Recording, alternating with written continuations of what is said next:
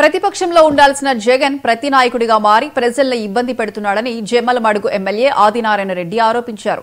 ఇటీవల కడప ఎంపీ అవినాష్ రెడ్డి సూదిరెడ్డి అంటూ విమర్శించారు. సూది నారాయణ రెడ్డి మారి తానేమిటో నిరూపిస్తానని ఆదినారాయణ రెడ్డి హెచ్చరించారు. పులివెందుల ప్రజలను మోసం చేసి జగన్ అవినాష్ రెడ్డి కోట్ల రూపాయలు దోచుకుంటున్నారని ఘాటు వ్యాఖ్యలు చేశారు.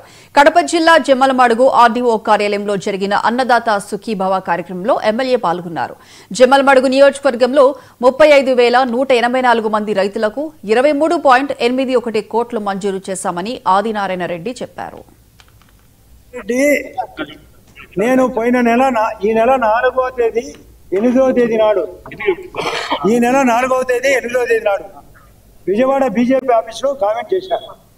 మా అభివృద్ధిని ఆపేది లేదు, మీరు కేసుల్లో ఇరుక్కోకుండా తప్పించుకోలేరు అని చెప్తే నా మీద దాడి చేశారు ప్రత్యక్షంగా. దానికి నేను సవాలు విసిరా, ఎక్కడికైనా వస్తానని. దానికి అవినాష్ రెడ్డి కౌంటర్ చెప్పినాడు. ఆదినారాయణ రెడ్డో సోది నారాయణ రెడ్డో ఏదో ప్లస్ స్వయం ఎక్కువైందని మాట్లాడాను. ఎస్, ఆదినారాయణ రెడ్డి సోదినారాయణ రెడ్డి కాదు, సూదినారాయణ రెడ్డి కాబోతున్నాడు. మీకు ప్రత్యేకంగా గుచ్చుతా చెక్కుతా. నేను పులివెందల పులులు అనేది ఈ వైఎస్ఆర్ గురించి చెప్పినాం.